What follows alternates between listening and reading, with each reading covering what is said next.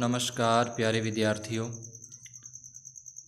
आज अपने कक्षा 10 विषय विज्ञान के अंदर मोस्ट इम्पॉर्टेंट प्रश्न लेकर पहले, दूसरे और तीसरे पार्ट के और उसके बाद फिर उसके जो कुछ महत्वपूर्ण और प्रश्न होंगे उनके बारे में अपने चर्चा करेंगे।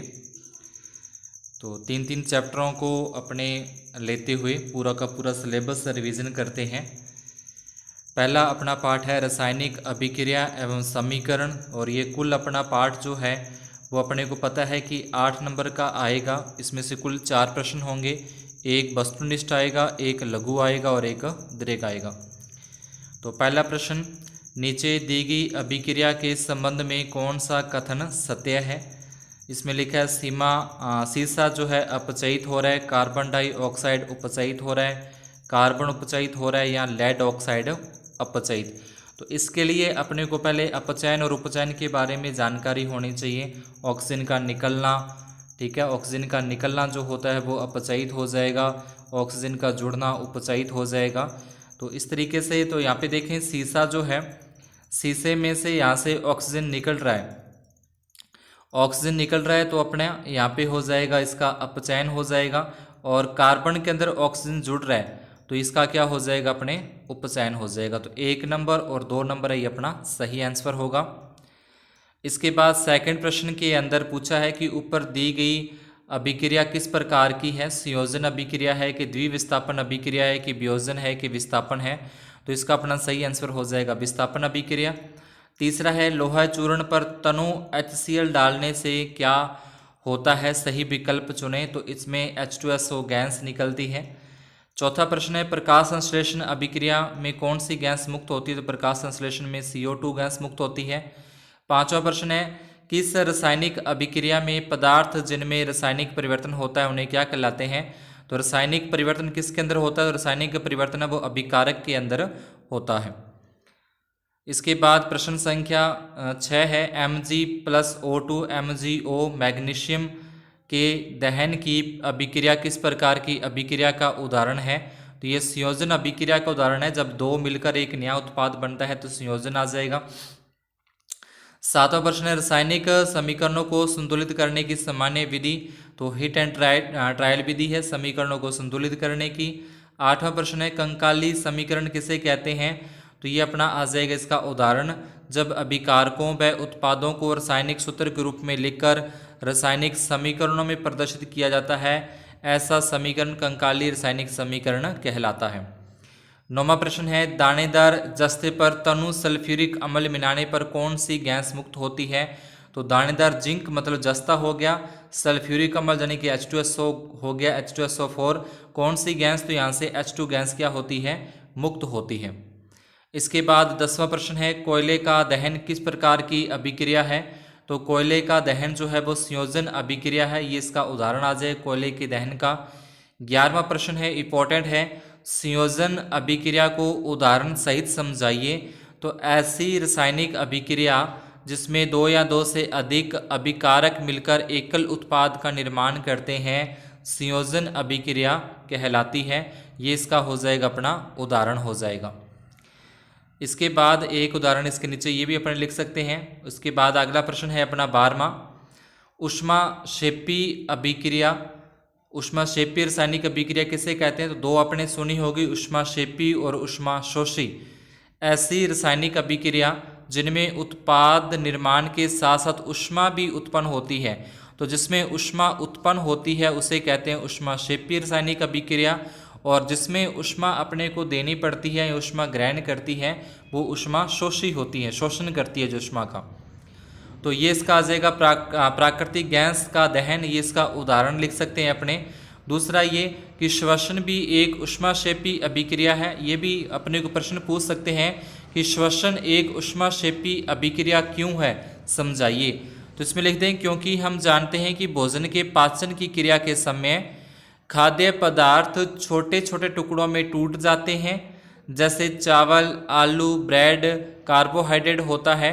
इन कार्बोहाइड्रेट के टूटने से ग्लूकोज प्राप्त होता है। यह ग्लूकोज हमारी शरीर की कोशिकाओं में उपस्थित ऑक्सीजन से मिलकर हमें ऊर्जा प्रदान करता है। तो उसके बाद इसका अपने नीचे जो अपने कार्बोहाइड्रेट है, इसका अपने ग्लूकोज है, तो इसका वियोजन करके अपने को दिखाना है किस तरीके से ऊर्जा निकलती है। और ऊर्जा निकलती है, ऊर्जा मुक्त होती है या ऊर्जा ऊष्मा उत्पन्न होती है, तो उसको अपने कौन सी कहते हैं? ऊष्माक्षेपी कहते हैं। 13वां प्रश्न है दीवारों पर सफेदी करने में किसके विलयन का उपयोग किया जाता है? तो सफेदी करने में बिना भुजा हुआ चूना, और इसको जब जल के साथ मिलाया जाता है तो ये बन जाता है भुजा हुआ चूना। तो ये अपना आंसर आ जाएगा भुजा हुआ चूना। इस अभिक्रिया में निर्मित भुजे चूने के विलयन का उपयोग दीवारों की सफेदी करने के लिए किया जाता है, जो वायु में उपस्थित कार्बन डाइऑक्साइड के साथ धीमी गति से क्रिया करके कैल्शियम कार्बोनेट की चमकदार परत का निर्माण करता है। 14वां प्रश्न है संगमरमर का रासायनिक सूत्र। तो ये संगमरमर का रासायनिक सूत्र हो जाए कैल्शियम कार्बोनेट बोलते हैं। इसके बाद 15वां प्रश्न है वियोजन अभिक्रिया अपघटन को ऊष्मीय प्रकाश तथा विद्युत अपघटन के उदाहरण द्वारा समीकरण सहित समझाइए। तो एक तो ये वियोजन अभिक्रिया क्या होती है, उसके बाद ऊष्मीय प्रकाश और विद्युत अपघटन के उदाहरण देकर हुए इसको समझाना है। तो पहले इसकी परिभाषा, ऐसी रासायनिक अभिक्रिया जिसमें एकल अभिकर्मक ऊष्मा प्रकाश या विद्युत द्वारा अपघटित होकर छोटे छोटे उत्पादों का निर्माण करता है, वियोजन अभिक्रिया कहलाती है। ये इसके अलग अलग अपने क्या आ जाएंगे? उदाहरण आ जाएंगे। वियोजन अभिक्रिया के उदाहरण कोई भी आप इसमें से एक उदाहरण दे सकते हो। उसके बाद अपना आ जाएगा दूसरा, उसने बोला विद्युत अपघटन का। तो ये विद्युत अपघटन का आपको डायग्राम बनाने के लिए बोले तो बनाना है, इसका उदाहरण देना है, तो ये अपने उदाहरण दे देंगे। इसके बाद प्रकाशीय अपघटन का भी बोला है, तो ये प्रकाशीय अपघटन का उदाहरण यहाँ पे आ जाएगा। ठीक है, ये प्रकाशीय अपघटन। उसके बाद 16वां प्रश्न है संयोजन व वियोजन अभिक्रिया परस्पर एक दूसरे के विपरीत होती है, क्यों? समझाइए। तो इसके अंदर अपने को संयोजन अभिक्रिया की परिभाषा और उसका उदाहरण देना है, और साथ में वियोजन अभिक्रिया की परिभाषा और एक उदाहरण देना है, जो ऊपर अपने प्रश्न संख्या 11 और 15 के अंदर कर चुके हैं। 17वां प्रश्न है 2 ग्राम बेरियम हाइड्रोक्साइड में 1 ग्राम अमोनियम क्लोराइड मिलाने पर होने वाली अभिक्रिया की समीकरण लिखनी है। तो ये बोरियम हाइड्रोक्साइड आ जाएगा, ये अमोनियम क्लोराइड आ जाएगा, और ये इसकी अभिक्रिया अपने को दर्शा देनी है। 18वां प्रश्न है काफ़ी इंपॉर्टेंट है, 18 नंबर प्रश्न कि विस्थापन अभिक्रिया को समझाइए। ऐसी रासायनिक अभिक्रिया जिसमें अधिक सक्रिय तत्व कम सक्रिय तत्व को उसके विलयन से विस्थापित या हटा दिया जाता है, विस्थापन अभिक्रिया कहलाती है। अधिक सक्रिय तत्व कम सक्रिय तत्व को उसके विलयन से विस्थापित या हटा दिया जाता है। उसके बाद इसके अपने उदाहरण ये दे सकते हैं, काफ़ी सारे 3 उदाहरण हैं, तीनों में से कोई भी 1-2 उदाहरण इसके दे देने हैं। इसके बाद आता है 19वां प्रश्न कि विस्थापन अभिक्रिया क्या होती है, या विस्थापन अभिक्रिया को उदाहरण सहित समझाइए। तो वे अभिक्रियाएं जिनमें अभिकारकों के बीच आयनों का आदान प्रदान होता है, आयनों का आदान प्रदान होता है, द्विविस्थापन अभिक्रिया कहलाती है। ये इसके क्या आ जाएंगे? उदाहरण आ जाएंगे। इसके बाद 20वां प्रश्न है अवक्षेपण अभिक्रिया। तो अवक्षेपण जब वो नीचे पैंदे में कुछ जम जाता है उसको होते हैं अवक्षेपण। ऐसी रासायनिक द्विविस्थापन अभिक्रिया जिसमें अवक्षेप का निर्माण होता है जो जल में अविलय होता है, ऐसी अभिक्रिया अवक्षेपण अभिक्रिया कहलाती है। ये इसका आ जाएगा उदाहरण आ जाएगा। यहाँ पे जो BaSO4 है ये क्या हो जाता है? नीचे पैंदे में जम जाता है, जो पानी में घुलता नहीं है। 21 नंबर प्रश्न है कॉपर ऑक्साइड में उपचयन की अभिक्रिया अपने को देनी है। तो यहाँ पे अभिक्रिया आपको लिख देनी है ये वाली। इसके बाद 22 नंबर है में अभिक्रिया किस पदार्थ का ऑक्सीकरण व उपचयन हो रहा है, इस प्रकार की अभिक्रिया का एक अन्य उदाहरण दीजिए। तो जिन पदार्थों में ऑक्सीजन की वृद्धि होती है, ध्यान रखना, जिन पदार्थों में ऑक्सीजन की वृद्धि होती है उपचयन कहलाता है, और जिनमें हाइड्रोजन की कमी होती है या H2 की वृद्धि होती है उनका अपचयन होता है। जिनमें ऑक्सीजन की वृद्धि हो जाए या फिर यूँ कह लें कि H2 की कमी हो जाए वो तो है उपचयन, और जिनमें O2 की कमी व H2 की वृद्धि होती है वो आ जाएगा अपचयन हो जाएगा। तो ये इसका काफ़ी अच्छा उदाहरण है, इसको अच्छे से अपने याद कर लेना है। CuO + H2 और CuH2O। तो यहाँ से ऑक्सीजन की कमी हो रही है, यहाँ पे देख लो ऑक्सीजन की कमी हो रही है और यहाँ पे ऑक्सीजन की क्या हो रही है, वृद्धि हो रही है। तो ऑक्सीजन की कमी जहाँ पे होगी, जहाँ पे ऑक्सीजन की कमी होगी वो अपचयन हो जाएगा और जहाँ पे ऑक्सीजन की वृद्धि होगी वहाँ पे उपचयन हो जाएगा। इसके बाद इसका एक उदाहरण और देना था, तो ये अपने उदाहरण दे सकते हैं। 22वां प्रश्न है, रेडॉक्स अभिक्रिया किसे कहते हैं? तो ऐसी रासायनिक अभिक्रिया जिसमें एक अभिकारक उपचयित तथा दूसरा अभिकारक अपचयित होता है, या एक में अपचयन और दूसरे में उपचयन होता है, उसे रेडॉक्स अभिक्रिया कहते हैं। तो ये उदाहरण अभी अपने ऊपर किए हैं, वही अपने उदाहरण इसका दे देंगे। इसके बाद प्रश्न संख्या 23 है, जिसमें लिखा है कि निम्न अभिक्रियाओं में उपचयित तथा अपचयित पदार्थों की पहचान कीजिए। तो ध्यान रखना है भी, जहाँ पे ऑक्सीजन की कमी या वृद्धि हो रही है वहाँ पे क्या हो जाएगा, अपना अपचयित या उपचयित जो भी है वो हो जाएगा।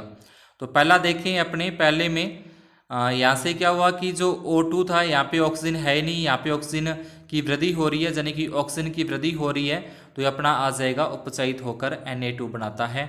दूसरा, अभी अपने पीछे ऊपर जो उदाहरण किया था वो सेम ही उदाहरण यहाँ पे दोबारा आ गया है। 24 नंबर प्रश्न है, संक्षारण किसे कहते हैं? उदाहरण सहित समझाइए। तो जब कोई धातु अपने आसपास अम्ल, आर्द्रता आदि के संपर्क में आती है तब ये संक्षारित होती है, इस प्रक्रिया को संक्षारण कहते हैं। उसके बाद 25 नंबर प्रश्न है, विकृत गंधिता को उदाहरण सहित समझाइए।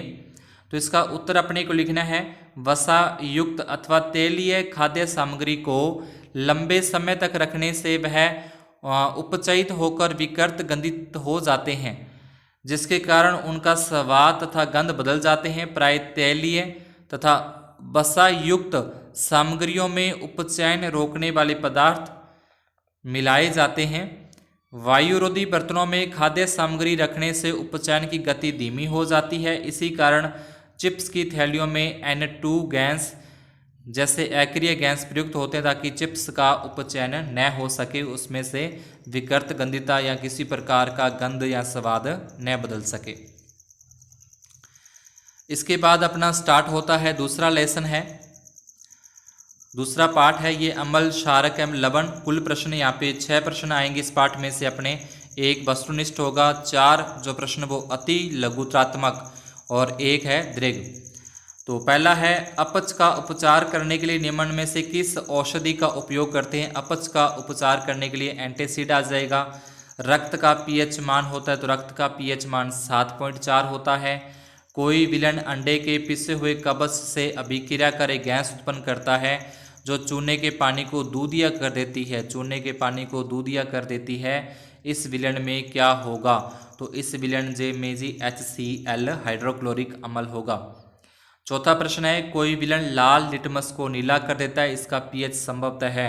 तो लाल को नीला कर देता है तो ये 10 हो जाएगा, यानी कि वो क्षार है। 7 से कम है अम्ल, 7 से ज़्यादा तो वो क्या होगा? क्षारक होगा। पांचवा प्रश्न है, निम्न में से प्राकृतिक सूचक है। तो ये प्राकृतिक सूचक अपने को सारे के सारे याद रखने हैं। मैथिल ऑरेंज भी है, फिनोप्थलीन भी है, लिटमस पेपर भी है। ठीक है, तो यहाँ पे प्राकृतिक सूचक अपना आ जाएगा लिटमस पेपर। ये सारे ही आने चाहिए थे वैसे तो, मैथिल ऑरेंज भी है, फिनोप्थलीन भी है। उसके बाद प्रश्न संख्या 6, लिटमस किस पौधे से प्राप्त होता है? तो ये याद रखना है, लाइकेन से होता है। अति लघुत्मक प्रश्न काफ़ी आएंगे इस चैप्टर में से। गंधीय सूचक के 3 उदाहरण देने हैं, तो गंधीय सूचक के 3 उदाहरण हो जाएंगे, वैनिला, प्याज एवं लौंग का तेल। 8वां है, धात्विक ऑक्साइड किस प्रवृत्ति के होते हैं? तो क्षारीय प्रवृत्ति के होते हैं। 9वां प्रश्न है, अधात्विक किससे होते हैं? तो अधात्विक वो अम्लीय है। धात्विक जो होते हैं वो क्षारीय प्रकृति के, अधातु जो होते हैं वो अम्लीय प्रकृति के होते हैं। 10वां प्रश्न है, pH से स्केल में P शब्द का अर्थ है? तो P शब्द का जर्मन है जिसका अर्थ है पुंसांस। जठर रस का pH कितना होता है? जठर रस जो अपने पेट के अंदर ही होता है 1.2 होता है। किस ग्रह का वायुमंडल सल्फ्यूरिक अम्ल के पीले सफेद बादलों से बना है? तो शुक्र ग्रह, याद रखना सल्फ्यूरिक अम्ल से बना हुआ है ये शुक्र। 13वां प्रश्न है, मानव शरीर सामान्यतः किस pH परास के मध्य कार्य करता है? तो ये मानव का जो शरीर है वो 7 से 7.8 के जो pH परास होगा उसके मध्य ही कार्य करेगा। 14वां प्रश्न है, एक एंटासिड का नाम लिखिए। तो मिल्क ऑफ मैग्नीशिया ये एक एंटासिड का नाम है। शरीर का सबसे कठोर पदार्थ दंत इनेमल। दंत इनेमल शरीर का सबसे कठोर पदार्थ है। 16वां प्रश्न है, दंत इनेमल किस रासायनिक पदार्थ से बना होता है? तो कैल्शियम हाइड्रोक्सी एप्टेटाइट का बना होता है। 17वां प्रश्न है, दंत क्षय के लिए पीएच मान कितना होता है? तो 5.5 होता है दंत का अपक्षय होने के लिए या क्षय होने के लिए। 18वां प्रश्न है, मधुमक्खी एवं नेटल पौधे के डंक में कौन सा अम्ल होता है? मधुमक्खी के डंक में, नेटल पौधे के डंक में तो मेथेनोइक अम्ल इसमें पाया जाता है। प्लास्टर ऑफ पेरिस का सूत्र याद रखना भी इसको, प्लास्टर ऑफ पेरिस का सूत्र जो होता है CaSO4 और आधा अणु जल का लेना है, CaSO4 और हाफ H2O। पीओपी निर्माण की रासायनिक अभिक्रिया, तो ये पीओपी निर्माण की रासायनिक अभिक्रिया अपने यहाँ पे दिखा देनी है इस तरीके से। 373 केल्विन तापमान जरूर लिखना है इसके ऊपर। उसके बाद 21वां प्रश्न है, पीओपी के 2 उदाहरण, तो ये 2 उदाहरण अपने दे देंगे। सजावटी सामान एवं खिलौने बनाने में, टूटी हड्डी पर प्लास्टर चढ़ाने में। 2 संश्लेषित सूचकों के नाम लिखने हैं, तो मैथिल, ऑरेंज और फिनोक्सिलिन। हाँ ठीक है, ये क्या होंगे अपने संश्लेषित सूचक है। ऊपर जो प्रश्न आया था अपने बस उसमें प्राकृतिक पूछा था और इसमें पूछ रहे संश्लेषित, तो ये आ जाएगा मैथिल, ऑरेंज और फिनोक्सिलिन। 23वां प्रश्न है, बेकिंग पाउडर किसे कहते हैं? तो बेकिंग पाउडर खाने का सोडा व टार्ट्रिक अम्ल के मिश्रण को बेकिंग पाउडर कहते हैं। 24वां प्रश्न है, पेयजल को जीवाणु रहित बनाने के लिए किसका उपयोग किया जाता है? तो विरंजक चूर्ण का उपयोग किया जाता है पेयजल को जीवाणु रहित बनाने के लिए। कोई 2 प्रबल अम्ल व प्रबल क्षार के नाम अपने को देने हैं। ये प्रबल अम्ल याद रखना, पूछ सकता है भी, प्रबल क्षार भी अपने से पूछ सकता है, या ऐसे भी कह सकता है कि ये दोनों लिख के अपने को दे दें, ये दोनों लिख के दे देगा 4 और बोल देगा इसमें प्रबल अम्ल और प्रबल क्षार छांटो। तो जिसमें OH लगा होता है ना, लास्ट में OH लगा होता है, वो अपना क्षारक होता है, और जिसमें H लगा होता है सीधा ही सिंपल H अकेला, वो हो जाएगा अम्ल। 26वां प्रश्न है, निम्न के रासायनिक सूत्र लिखने हैं। रासायनिक सूत्र इन सभी को अच्छे से याद करने हैं। विरंजक चूर्ण का बेकिंग सोडा, दाबन सोडा का आ जाएगा ये Na2CO3, 10 अणु जल के लेने। जिप्सम का भी अपने को, प्लास्टर ऑफ पेरिस का अच्छे से, जिप्सम का बेकिंग सोडा और व्यंजक चूर्ण का आ जाएगा CaOCl2, baking soda NaCO3, gypsum CaSO4H2O, यानी कि 2 अणु H2O के लेने। इसके बाद इसमें अपने को मिलान करना है, काफ़ी इंपॉर्टेंट प्रश्न है ये अपना, ठीक है। इसमें अपने करना है मिलान करना है, कौन से में कौन सा अम्ल पाया जाता है। तो सिरका है, सिरके के अंदर लैक्टिक अम्ल पाया जाता है, ध्यान रखना। सॉरी, सिरके के अंदर लैक्टिक नहीं पाया जाएगा, सिरके के अंदर आ जाएगा एसिटिक अम्ल आ जाएगा, एसिटिक अम्ल पाया जाता है। उसके बाद अपना जो इमली है, इमली के अंदर टार्टरिक अम्ल पाया जाता है। टमाटर के अंदर है, टमाटर के अंदर ऑक्जेलिक अम्ल पाया जाता है। और जो दही होती है या दूध जो होता है, दही दूध वगैरह जो होते हैं उसमें लैक्टिक अम्ल पाए जाते हैं। दूध का पूछ ले, दही का पूछ ले, लैक्टिक अम्ल है। सिरके के अंदर एसिटिक अम्ल है, इमली के अंदर टार्टरिक अम्ल है, और दही या खट्टा या टमाटर हो जो उसमें लैक्टिक है, और टमाटर में ऑक्जेलिक अम्ल है। 28वां है, उदासीनीकरण अभिक्रिया किसे कहते हैं? तो अम्ल एवं क्षार की अभिक्रिया के फलस्वरूप लवण तथा जल प्राप्त होते हैं, इसे उदासीनीकरण अभिक्रिया कहते हैं। ये इसका उदाहरण हो जाएगा, ये उदाहरण आपने काफ़ी जगह पे लिख सकते हैं। उसके बाद है 29वां, पित्तल एवं तांबे के बर्तनों में दही एवं खट्टे पदार्थ क्यों नहीं रखने चाहिए? काफ़ी अच्छा प्रश्न है। दही व खट्टे पदार्थ अम्लीय होते हैं, जो पित्तल व तांबे के बर्तनों से अभिक्रिया कर विषैले लवण बनाते हैं, विषैले लवण बनाते हैं उनसे अभिक्रिया करके। उसके बाद तनुकरण किसे कहते हैं? जल में अम्ल या क्षारक मिलाने पर आयन की सांद्रता में प्रति आयतन की कमी हो जाती है, जिसे तनुकरण कहते हैं। इसके बाद है पीएच स्केल किसे कहते हैं? तो किसी विलयन में उपस्थित हाइड्रोजन आयन की सांद्रता ज्ञात करने हेतु, हाइड्रोजन आयन की सांद्रता ज्ञात करने हेतु एक स्केल विकसित किया गया, जिसे पीएच स्केल कहते हैं। पीएच स्केल का चित्र अपने को अगर आए तो बना देना है। जल की अनुपस्थिति में अम्ल का व्यवहार अम्लीय क्यों नहीं होता? जल की अनुपस्थिति में, जल क्या होता है ध्यान रखना, H2O होता है, इसमें H होता है। जल की अनुपस्थिति में अम्लों में हाइड्रोजन आयनों का विलंघन नहीं होता, नहीं हो सकता, जिससे अम्लीय व्यवहार प्रदर्शित नहीं होता।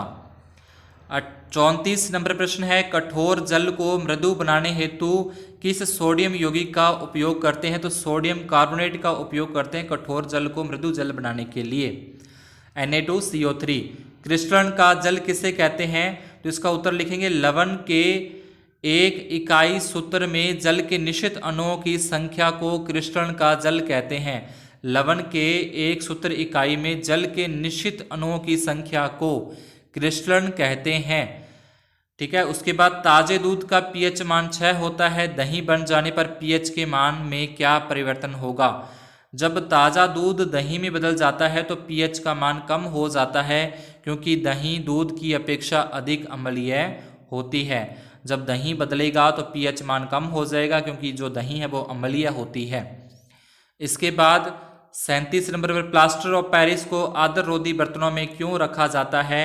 क्योंकि यह आर्द्रता में जल को अवशोषित कर कठोर ठोस पदार्थ जिप्सम बना लेता है, जिससे पीओपी के गुण नष्ट हो जाते हैं।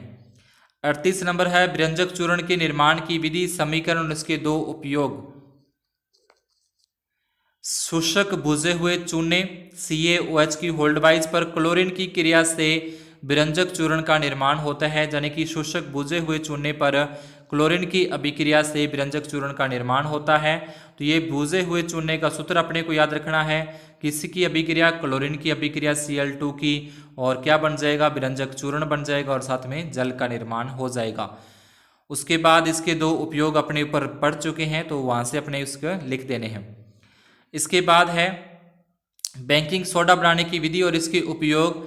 तो सोडियम क्लोराइड यानी कि NaCl मूल पदार्थ के साथ CO2 और H2O और NH3 की क्रिया से बेकिंग सोडे का निर्माण होता है। ध्यान रख लेना भी, सोडियम क्लोराइड यानी कि NaCl के साथ किनके साथ अभिक्रिया करवानी है? एक तो H2O के साथ अभिक्रिया करवानी है, एक CO2 के साथ अभिक्रिया करवानी है और प्लस में NH3 के साथ। इन तीनों के साथ अभिक्रिया करवाएंगे तो बेकिंग सोडे का निर्माण हो जाएगा। बेकिंग पाउडर बनाने में एंटासिड के रूप में, अग्निशामक यंत्र के रूप में, पाव रोटी केक बनाने में ये इसके उपयोग आ जाएंगे। 40 नंबर है दावण सोडा कैसे प्राप्त किया जा सकता है? इसका समीकरण एवं उपयोग लिखिए। तो सोडियम कार्बोनेट के क्रिस्टलीकरण से दावण सोडा प्राप्त होता है। तो ये सोडियम कार्बोनेट आ जाएगा, ये इसका क्रिस्टलीकरण हो गया। यहाँ से किसका निर्माण हो जाएगा? दावण सोडा का। साबुन, कांच एवं कपड़ा उद्योग में बोरैक्स यौगिक के उत्पादन में, जल की स्थायी कठोरता को दूर करने में। इसके बाद है क्लोर क्षार प्रक्रिया क्या है, समझाइए एवं इसका समीकरण भी दीजिए, आवश्यक चित्र भी बनाइए। तो सोडियम क्लोराइड के जलीय विलयन में विद्युत धारा प्रवाहित करने पर यह वियोजित होकर सोडियम हाइड्रोक्साइड उत्पन्न करता है। इस प्रक्रिया को क्लोर क्षार प्रक्रिया कहते हैं। ध्यान रखना, सोडियम क्लोराइड के जलीय विलयन में विद्युत धारा प्रवाहित करने पर यह सोडियम हाइड्रोक्साइड में वियोजित हो जाता है। इस प्रक्रिया को क्लोर क्षार अभिक्रिया या प्रक्रिया कहते हैं। इस प्रक्रिया में निर्मित उत्पाद क्लोरीन एवं सोडियम हाइड्रोक्साइड क्षार होते हैं।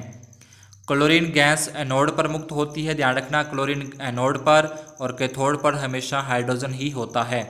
कैथोड पर NaOH विलयन बनता है। ये इसकी आ जाएगी अपने अभिक्रिया और इसका अपने को बना देना है डायग्राम।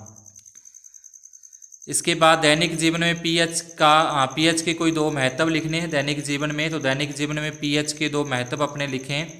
तो यह आ जाएगा पौधे एवं पशु पीएच प्रति संवेदनशील होते हैं। हमारा शरीर जो है वो 7.0 से 7.8 पीएच प्रास के मध्य कार्य करता है।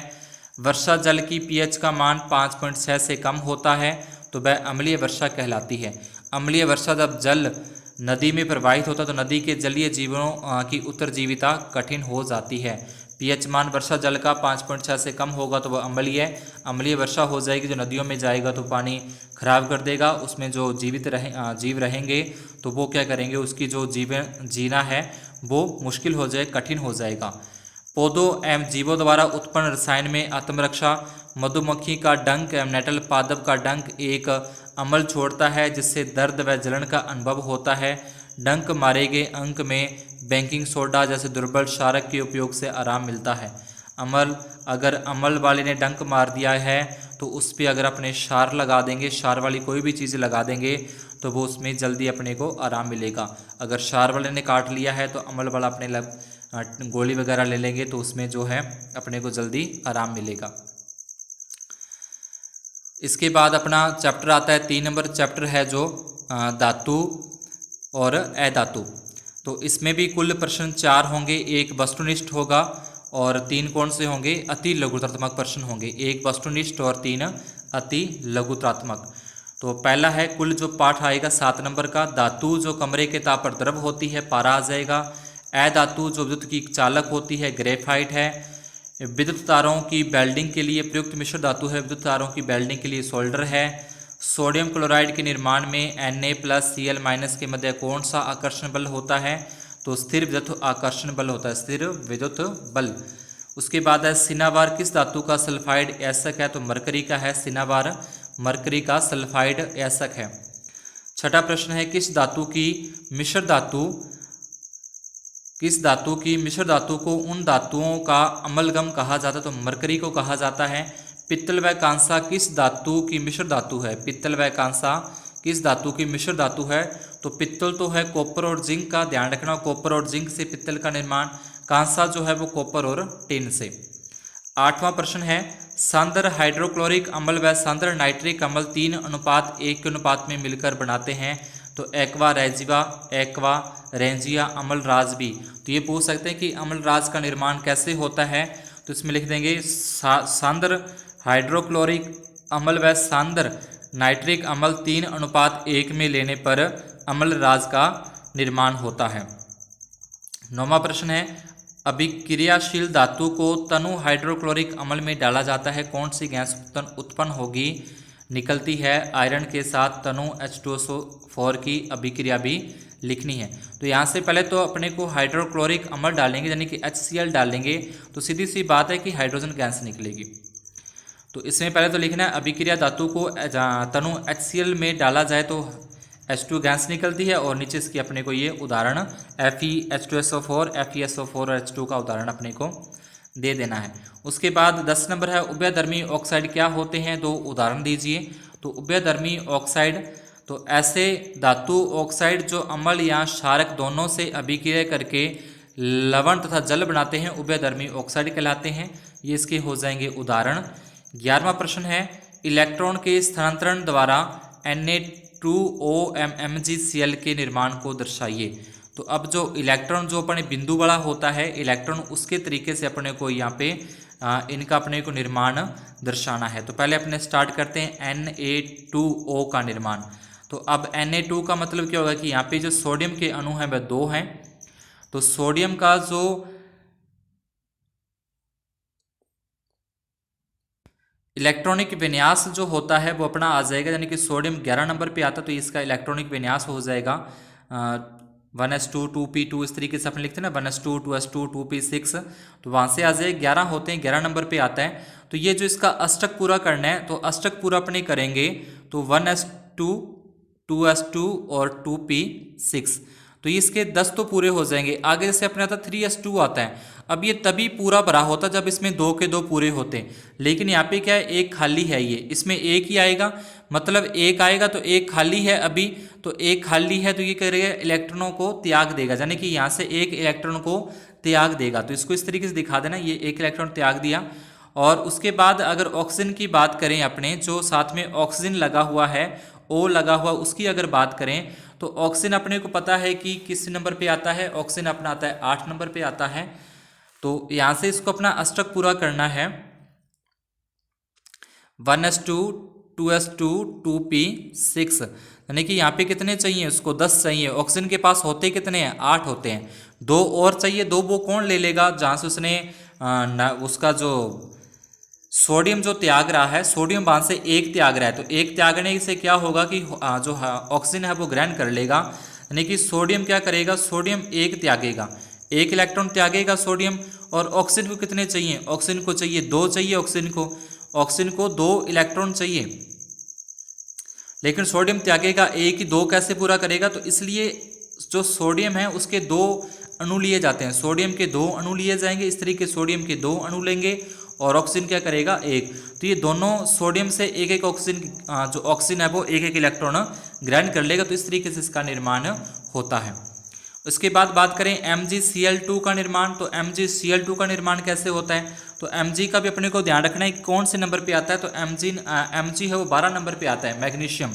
तो इसमें अपने को जो अष्टक पूरा करना है, तो अष्टक ये ध्यान रखना 1s2 2s2 और 2p6 ये होता है अपना इसका इलेक्ट्रॉनिक विन्यास, यानी कि 10 आ जाएगा। तो इसमें होते कितने 12, यानी कि 2 एक्स्ट्रा है, तो ये 2 एक्स्ट्रा यहाँ से त्याग देगा।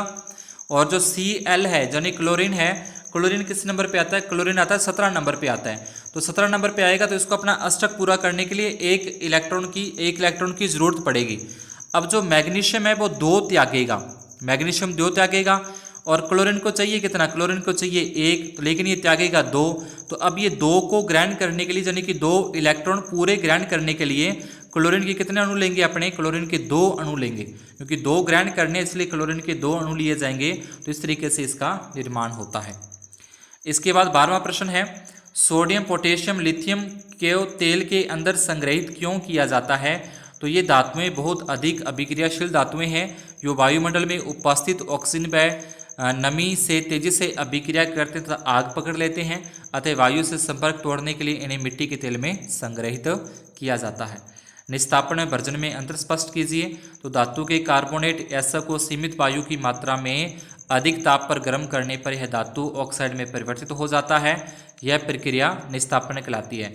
धातु के कार्बोनेट ऐसा को सीमित वायु की मात्रा में अधिक ताप पर गर्म करने पर यह धातु ऑक्साइड में परिवर्तित हो जाता है, यह प्रक्रिया निस्तापन कहलाती है। इसके बाद भर्जन, तो सल्फाइड एसओ को वायु की उपस्थिति में अधिक ताप पर गर्म करने पर यह धातु ऑक्साइड में परिवर्तित हो जाता है, यह प्रक्रिया भर्जन कहलाती है। तो यहाँ पे देखना सल्फाइड एसओ को वायु की उपस्थिति में, या तो वायु की उपस्थिति में अधिक ताप पर गर्म करने पर, और जो निस्तापन है वो वायु की निश्चित मात्रा, यहाँ तो वायु की उपस्थिति है, यहाँ पे वायु की निश्चित मात्रा और अधिक ताप पर गर्म करने पर धातु ऑक्साइड में परिवर्तन हो जाते हैं, यह प्रक्रिया भर्जन कहलाती है। उसके बाद अगला प्रश्न है अपना कि तांबे के परिष्करण की विद्युत अपघटनी विधि को सचित्र समझाइए।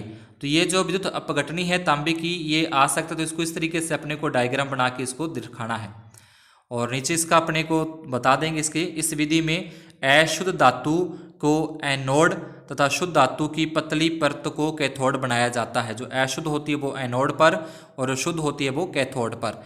धातु के लवण के विलयन को विद्युत अपघटन के रूप में लेते हैं। चित्र के अनुसार विद्युत अपघटन से जब विद्युत प्रवाहित होती है तब एनोड से अशुद्ध धातु विद्युत अपघट्य में घुल जाती है तथा इतनी ही मात्रा में शुद्ध धातु विद्युत अपघट्य से कैथोड पर जमा हो जाती है, तो अशुद्धियाँ विलयन में रह जाती हैं, जिन्हें एनोड पंख कहते हैं। लेकिन जो भी अशुद्ध धातु होगी वो विद्युत अपघट्य के अंदर घुलकर नीचे पैंदे में बैठ जाएगी, जिसे अपने एनोड पंख कहते हैं, और जो शुद्ध धातु होगी वो अपना जो है कैथोड पर जमा हो जाती है। ठीक है, इस तरीके से अपने को ध्यान रखना है। कैथोड और एनोड, एनोड प्लस वाला होता है, कैथोड माइनस वाला होता है। इसके बाद आगे बात करें अपने 15वां प्रश्न की। जब कॉपर सल्फेट के विलयन में जिंक के टुकड़े डाले जाते हैं तो कॉपर सल्फेट को नीला रंग गायब हो जाता है, कारण लिखिए। वह अभिक्रिया का समीकरण भी अपने को देना है। कॉपर सल्फेट के विलयन में जिंक के टुकड़े डालने पर, तो जिंक की अभिक्रियाशीलता कॉपर की तुलना में अधिक होती है, विस्थापन अभिक्रिया वाला जो मैटर है वो। जब जिंक को कॉपर सल्फर के विलयन में डाला जाता है तो जिंक कॉपर सल्फेट के विलयन से कॉपर को विस्थापित कर देता है तथा जिंक सल्फेट का निर्माण करता है, अतः जिंक सल्फेट बनने के कारण कॉपर सल्फेट का रंग नीला रंग है वो गायब हो जाता है। तो जिंक कॉपर सल्फेट के साथ अभिक्रिया करवाएंगे तो यहाँ से जिंक क्या कर देगा, कॉपर को वहाँ से विस्थापित कर देगा, उसकी जगह पे खुद आ जाएगा, कॉपर निकल जाएगा बाहर। कॉपर के कारण ही नीला रंग आता है, कॉपर है तो उसी के कारण उसका नीला रंग है। कॉपर जब उसमें से बाहरी हो गया, विस्थापित हो गया, तो उसका नीला रंग है वो गायब हो जाएगा। इसके बाद है 16वां प्रश्न है, थर्मिट अभिक्रिया लिखिए, हमें इसके उपयोग लिखने हैं। तो थर्मिट अभिक्रिया आयरन ऑक्साइड तथा एल्यूमिनियम की अभिक्रिया है। दोनों की अभिक्रिया ना आयरन ऑक्साइड तथा एल्यूमिनियम की अभिक्रिया को थर्मिट अभिक्रिया कहते हैं। यह अभिक्रिया ऊष्माक्षेपी होती है, और नीचे इसकी अपने को अभिक्रिया दे देनी है। उसके बाद 17वां प्रश्न है, आयनिक यौगिकों के 2 गुणधर्म लिखिए। तो इसके 2 गुणधर्म है, धन एवं ऋण आयनों के मजबूत आकर्षण बल के कारण आयनिक यौगिक ठोस, कठोर एवं भंगुर प्रकृति के होते हैं। दूसरा, इनका गलनांक क्वथनांक उच्च होता है, ये जल में घुलनशील होते हैं। 18वां प्रश्न है, धातुओं की जल वाष्पन के साथ अभिक्रिया लिखिए। अभिक्रिया के लिए आवश्यक चित्र भी बनाना है। तो धातुओं भाप के साथ अभिक्रिया कर धातु ऑक्साइड तथा हाइड्रोजन गैस का निर्माण करती है। तो ये उदार चित्र अपने को स्पेशली ध्यान रखना है, काफ़ी इंपॉर्टेंट डायग्राम है, ये अपने आ सकता है एग्जाम के अंदर। जल वाष्प के साथ अभिक्रिया लिखिए, अभिक्रिया के लिए आवश्यक चित्र भी बनाना है। तो ये आ जाएगी अपनी धातु के साथ अभिक्रिया, ये धातु है, ये जल के साथ अभिक्रिया और इस तरीके से इसका उत्पाद बनता है। और नीचे इसका ये डायग्राम है अपने पास, यहाँ पे धातु है, तो यहाँ से इसको अपने गर्म करेंगे, गर्म करने पर यहाँ से ये इधर जाएगी वाष्प के अंदर इस तरीके से। इसके बाद लवण के विलयन की चालकता के जांच के लिए निम्न नामांकित चित्र बनाना है। तो लवण के विलयन की चालकता की जांच के लिए, ठीक है, तो लवण इसमें डाला हुआ है लवण, और यहाँ से इसमें बीकर में लेकर विद्युत धारा इसमें प्रवाहित करेंगे बैटरी के माध्यम से, इसमें इसकी जांच हो जाएगी।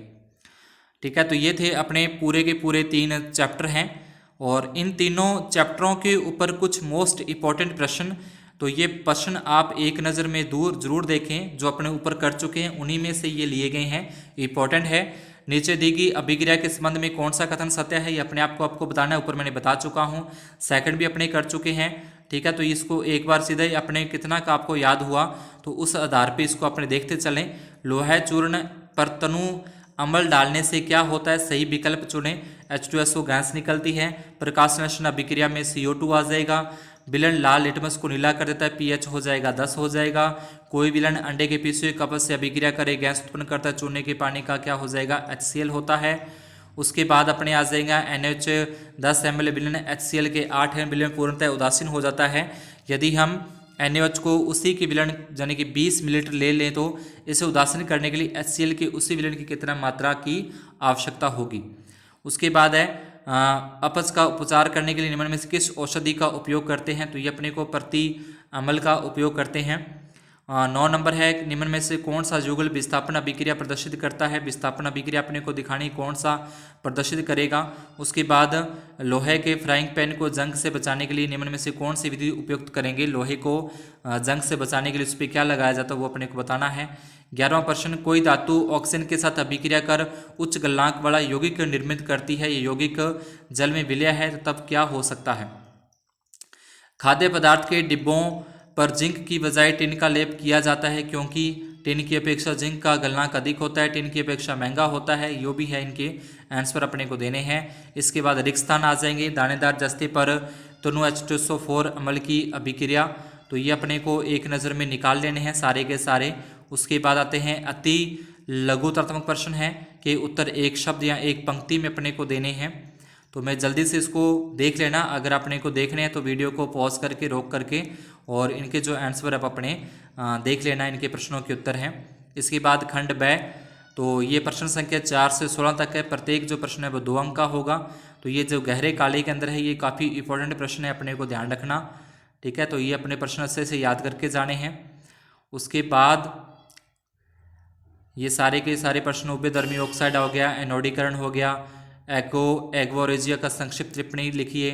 उसके बाद अपना स्टार्ट होता है खंड स होता है, जिसमें प्रत्येक प्रश्न 3 नंबर का होगा। 17 से 20 तक हो जाएंगे ये प्रश्न। ये अपने थोड़े से निबंधात्मक टाइप के प्रश्न होंगे। तो इस तरीके से है ये पूरे के पूरे। तो जिन्होंने अभी तक वीडियो को लाइक नहीं किया है वो वीडियो को लाइक ज़रूर कर दें। चैनल को जिन्होंने अभी तक सब्सक्राइब नहीं किया वो चैनल को सब्सक्राइब भी ज़रूर कर दें। और आगे जितने भी आपके 10वीं कक्षा के अंदर भाई बहन दोस्त हैं उन तक वीडियो को ज़रूर शेयर करें। इतना काम करें, ये करने से कोई आपका चार्ज नहीं लगता। तो ये निबंधात्मक प्रश्न है, जो प्रत्येक प्रश्न क्या होगा 4 नंबर का होगा, ठीक है। 4 नंबर के ये प्रत्येक प्रश्न है, काफ़ी इंपॉर्टेंट प्रश्न है। तीनों पाठों में से अपने जो केमिस्ट्री है, रसायन विज्ञान से संबंधित जो अपने पाठ हैं, तो इसको अच्छे तरीके से अपने करके जाना है। तो इसी तरीके से उसके बाद अगले जो चैप्टर हैं, अगले चैप्टरों का अपने नेक्स्ट क्लास के अंदर नेक्स्ट वीडियो में उसका अपने सोल्यूशन के साथ करेंगे। तो आज की क्लास में अपने इतना ही। धन्यवाद, शुभ दिन।